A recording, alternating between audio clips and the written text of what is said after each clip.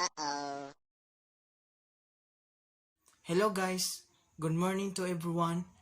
Oh, I am here to discuss to you all about the 8 stages of of psychosocial development by Erikson. So Erikson is the name you can come across in the parenting magazines you read on a regular basis. Erikson was a child psychoanalyst and developmental psychologist who is the best known for his psychosocial growth theory. So during childhood, adolescence, and adult people go through stages as they mature and face new choices and turning point to opposing psychological tendencies, one positive syntactic and the other negative dystonic describe each level. An ego virtue, strength, or maldevelopment evolves as a result of this. When a virtue practiced, it may aid the resolution of a current decision of dispute.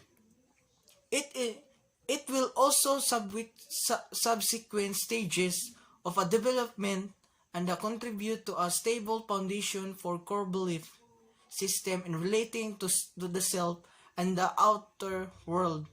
The opposite is as true with the adaptation of the maldevelopment quality.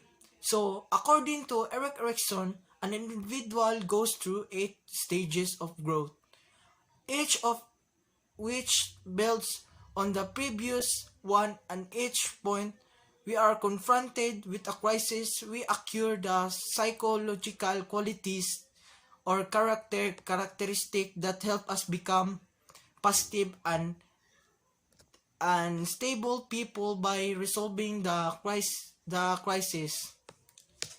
So Erikson's stages of psychosocial development. This is all about development of our life.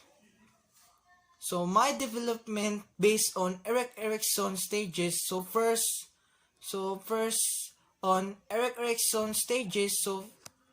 So first stage is trust and mistrust. During the stage, the infant is uncertain about the world. At the moment, this time my mother was care of me and used to able to sleep and dream during this time, and I couldn't do anything but sob and yell and drink milk, and I couldn't speak when I was a baby, and I couldn't walk. My mother take me a bath every day. It my uh, my my mother caring for me to eat, and also was thankful to my mother to care good for me every day. As the second stages of my life, to 1 to 3 years old, in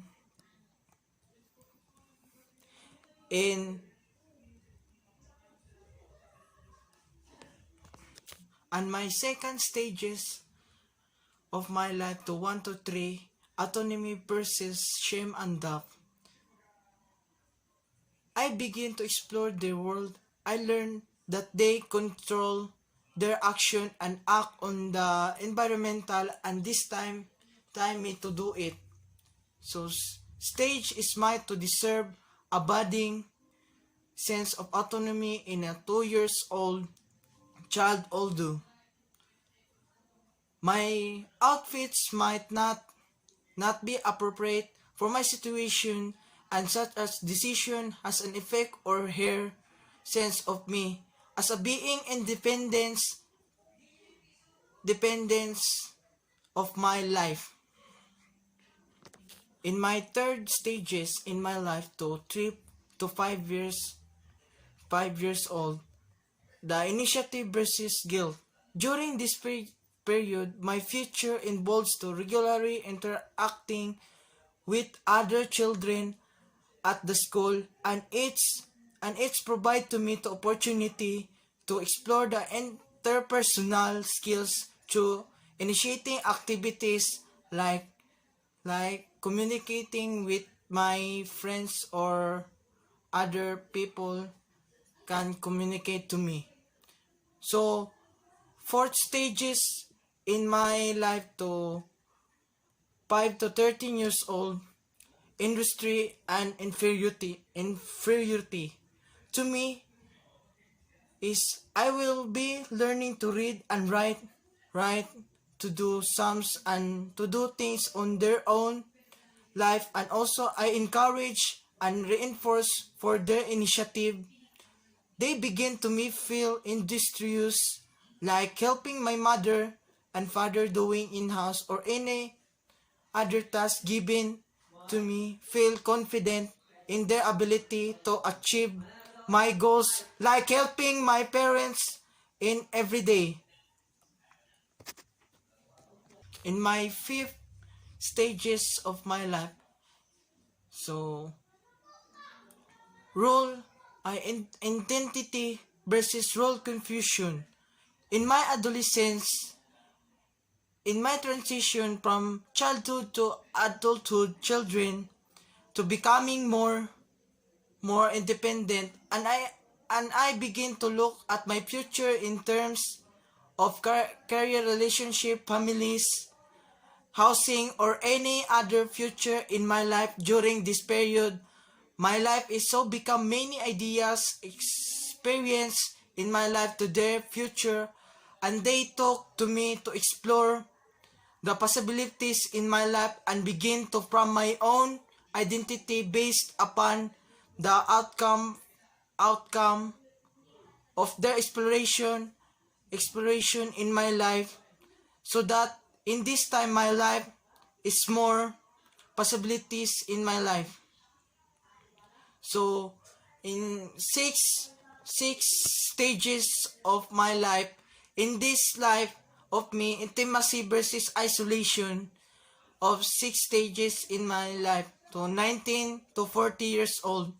During this stage, I begin to share more ourselves to intimacy with others, and also in my future, this time I look for the good relationship in my life, and so that in this time I able to hard working and to pursue my life to get my ambition and look for good wife in their future, and she will being to love at me and at the end of time for me, and they took to deserve each other and will help each other and leave no one help behind, and be able to live peaceful and prosperous life and not be difficult situation in my life.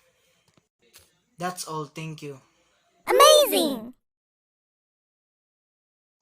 So the next theory about Sigmund Freud.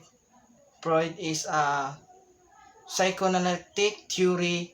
The id is the primitive and structural part of mind that contains sexual and aggressive drives and hidden memories, and the superego operates as the moral conscience, and the ego is the realistic part that meditates between the desire of id and the superego.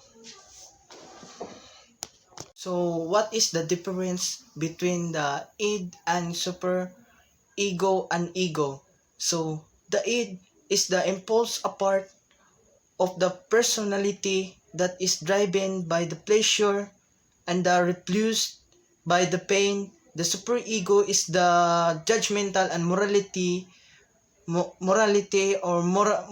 correct part of your personality, and the ego is the conscious part of your personality that meditates between the id and the superego and make decision. So halimbawa sa id